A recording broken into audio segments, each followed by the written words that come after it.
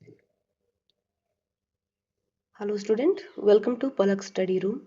और आज हम बात करेंगे मध्य प्रदेश के गठन के लेक्चर 2 की, जहां हम उसके आगे के गठन की बात करेंगे कि कैसे बना मध्य प्रदेश। ये जो आज का मैप आप देख रहे हैं, यहाँ तक आने में कौन कौन से चरण पड़े हैं और किस प्रकार से वर्तमान मध्य प्रदेश का गठन हुआ है, इसको आज हम समझेंगे। कैसे बना मध्य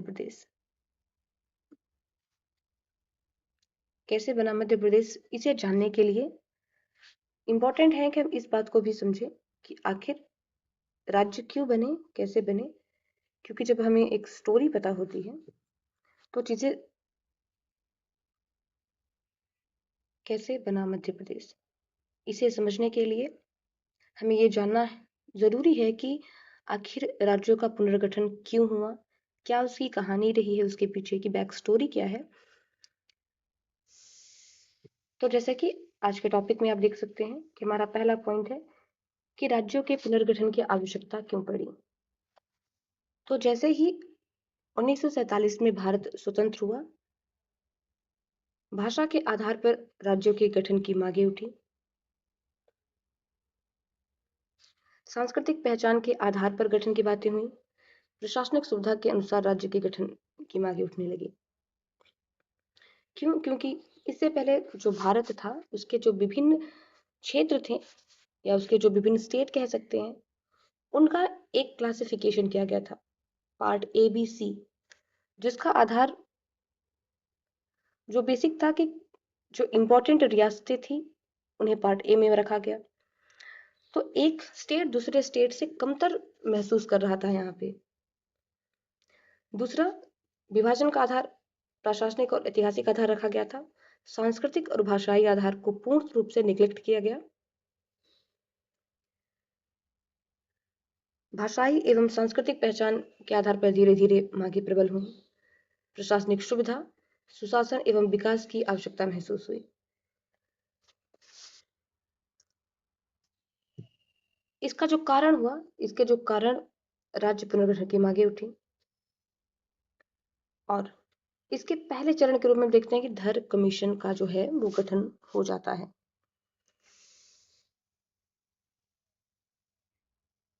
ये एक छोटा सा फ्लो चार्ट है जिसमें हम समझेंगे कि कैसे कैसे वर्तमान का जो है मध्य प्रदेश बना है। सबसे पहले देखेंगे कि धर कमीशन बना। यहाँ पर आप देख सकते हैं कि धर कमीशन बना जून 1948 में। चारों तरफ उठने वाली नवीन राज्यों के गठन या पुनर्सीमन की जो मांग थी, भारत सरकार ने राज्यों के पुनर्गठन की इस मांग की प्रथम जांच के लिए धर कमीशन का गठन किया था।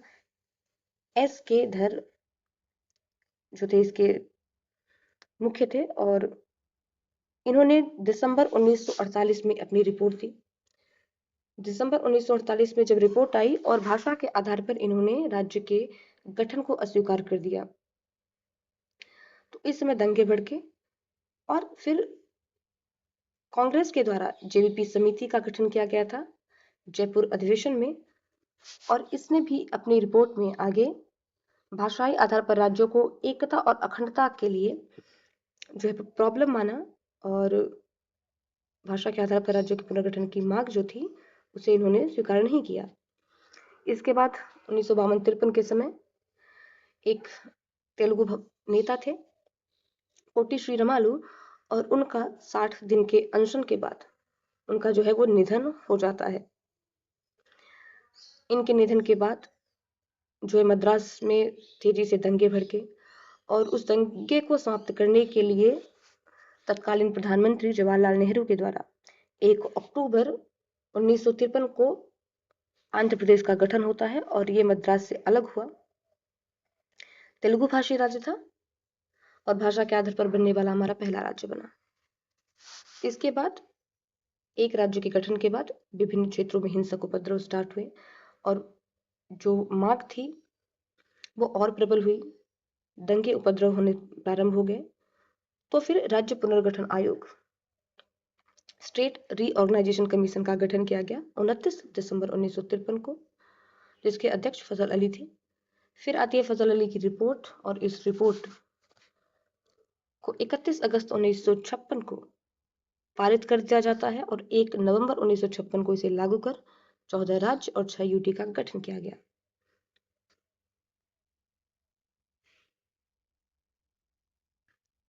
और इन्हीं 14 राज्यों में से है हमारा मध्य प्रदेश। आगे देखेंगे एक एक करके।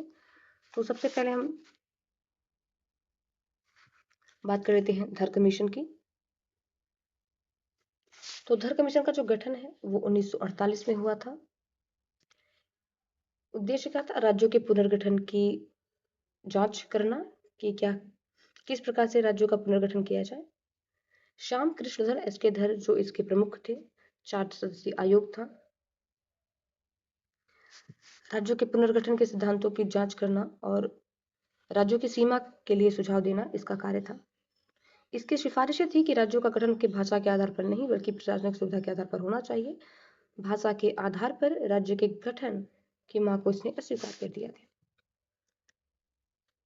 इस नोट्स में जितना डाटा है वो आपके लिए जो 60 वर्ड्स में जो क्वेश्चन लिखना है उसके लिए हेडिंग के साथ कंप्लीट है। आप यहाँ से अगर क्वेश्चन आता है तो आप उसे उठाकर लिख सकते हैं। इसके बाद आती है जेपीपी समिति। दिसंबर 1948 में धर कमीशन की रिपोर्ट की समीक्षा के लिए कांग्रेस के जयपुर अधिवेशन में इसका गठन हुआ। नेहरू, पटेल और पट्टाभी सीतारमैया जो है इसके सदस्य थे।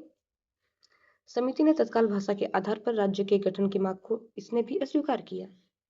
इसने मुख्य विचार बताए कि राष्ट्रीय एकता सर्वोपरि है, भारत विविधता की शक्ति है, अभी भाषा के आधार पर राज्यों का पुनर्गठन उचित नहीं है। इसके द्वारा भी इस मांग को जो है वो स्वीकार नहीं किया गया। तो दोनों ही कमीशन ने क्या किया था, इसको जो है वो भाषा के आधार पर राज्यों के गठन की जो बात थी उसे स्वीकार नहीं किया। फिर आते हैं सबसे इम्पोर्टेंट राज्य पुनर्गठन आयोग। राज्य पुनर्गठन की प्रक्रिया में हम आगे देखें कि राज्य पुनर्गठन आयोग बना। इसका गठन देखते हैं 29 दिसंबर 1953 को होता है। उद्देश्य ऑफकोर्स राज्यों के पुनर्गठन का अध्ययन करना और अपनी सिफारिशें देने का उद्देश्य रखा गया। आयोग ने व्यापक स्तर पर जनमत, ज्ञापन, बैठकों और क्षेत्रीय दौरे करके जो है अपनी रिपोर्ट तैयार की थी। आयोग के सदस्यों की बात करें तो फजल अली जो कि इसके अध्यक्ष हैं, इलाहाबाद उच्च न्यायालय के थे, हृदयनाथ कुंजरू जो कि संविधान सभा के सदस्य हैं, कि एम पडिक्कर जो कि एक पत्रकार थे और अंतर्राष्ट्रीय मामलों के जानकार। तो इनके बारे में है, इनके द्वारा एक रिपोर्ट तैयार की जाती है और 30 दिसंबर 1955 को आयोग ने अपनी रिपोर्ट को जो है वो भारत सरकार को सौंपा। आयोग की प्रमुख सिफारिशें हम यहाँ पर देखेंगे कि भाषा राज्यों के पुनर्गठन का एक महत्वपूर्ण आधार हो सकती है, लेकिन एकमात्र आधार नहीं। यानी एक भाषा और एक राज्य के सिद्धांत को इन्होंने नकार दिया। भारत की एकता, अखंडता और राष्ट्रीय सुरक्षा एवं प्रशासनिक सुरक्षा को क्या कहा इन्होंने, सर्वनाम की जो नेशनल यूनिटी है, इंटीग्रिटी है, जो सिक्योरिटी है, ये सबसे इंपॉर्टेंट होगा, बाकी सारी चीज इंपॉर्टेंट नहीं उतनी। प्रशासनिक सुविधा यानी आर्थिक एकरूपता, संचार साधन और भौगोलिक कारकों को भी ध्यान में रखा जाए। साथ ही कुछ क्षेत्रों में भाषाई अल्पसंख्यक के हितों की रक्षा भी इन्होंने बताया। आपको यहाँ पे बता दें कि जो डाटा दिया हुआ है इससे आप 7 मार्कर का प्रश्न अटेम्प्ट कर सकते हैं और आप लिखने की भी आप कोशिश करें। महत्वपूर्ण सिफारिशों में देखें तो इन्होंने जो ABCD का जो डिवीजन था उसे जो है वो समाप्त कर दिया था। यानी कि अपनी रिकमेंडेशन में दिया था कि अब इनकी जो है वो सिफारिशें थोड़ा सा देखेंगे हम। प्री के पॉइंट से इतना इम्पोर्टेंट नहीं है, लेकिन मेंस में लिखने के लिए आपके लिए इम्पोर्टेंट हो जाएगा। इन्होंने कहा भाषा एक महत्वपूर्ण कारक, एक भाषा एक राज्य के सिद्धांत को पूर्ण रूप से स्वीकार नहीं किया, एकता अखंडता को सुरक्षित रखने की बात की और ज्ञापन के आधार पर बहुत सारी चीजें की। संतुलित विकेंद्रीकरण की बात इन्होंने कही। इन्होंने ABCD डिवीजन को समाप्त कर सभी को समान दर्जा देने की बात कही। यह अनुशंसा जो है 1956 में स्वीकार कर लागू की गई थी।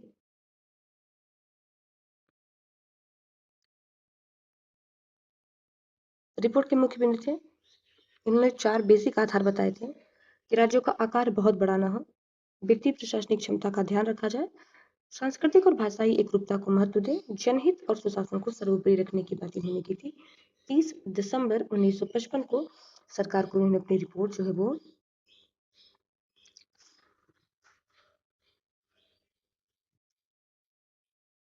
सौंपी थी।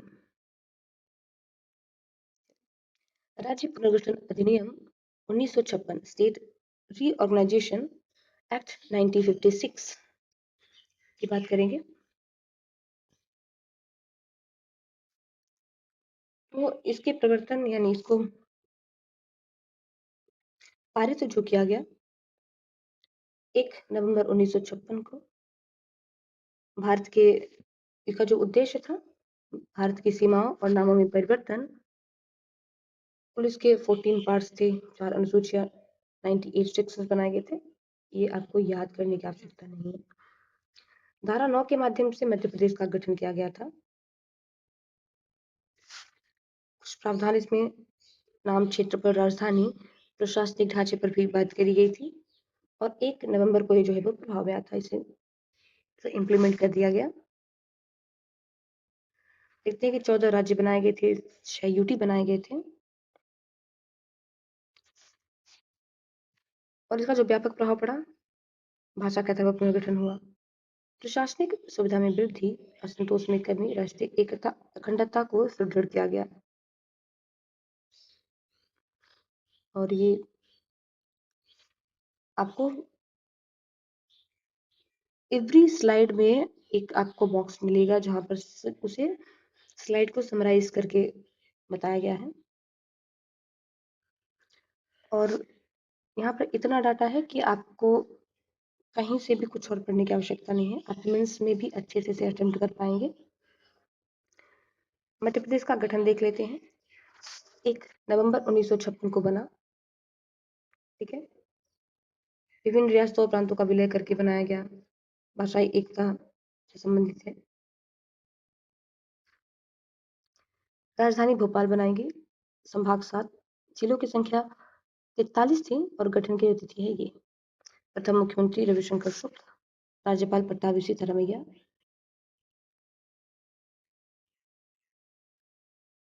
और ये रहा इस प्रकार से एक प्रक्रिया के तौर पर कैसे कैसे राज्य पुनर्गठन की मांग प्रारंभ हुई और किस तरीके से यहाँ तक चल के मध्य प्रदेश जो है वो। अब से हम डेली एक प्रैक्टिस कॉर्नर लेके आएंगे वीडियो के लास्ट में, जहाँ पर आपके लिए 3 प्रीलिम्स के प्रैक्टिस क्वेश्चन है कि भोपाल राज्य का जो है विलय भारत संघ में कब हुआ, नवीन मध्य प्रदेश का गठन राज्य पुनर्गठन अधिनियम की किस धारा यानी किस सेक्शन से हुआ है और 1956 में भोपाल की प्रशासनिक स्थिति क्या थी। इसका जवाब आप कमेंट सेक्शन में जरूर दें। साथ ही भोपाल राज्य के भारत संघ में विलय तथा नवीन मध्य प्रदेश में उसके विलय की प्रक्रिया को समझाइए। Explain the process of the merger of Bhopal state in Indian union and in Madhya Pradesh also. तो इसे आपको लिखना है, 60 वर्ड्स में लिखना है। और यदि आप उत्तर लिखते हैं तो वीडियो के लिंक में टेलीग्राम चैनल डिस्क्रिप्शन में टेलीग्राम चैनल मिल जाएगा, आप वहां पर भेज सकते हैं। और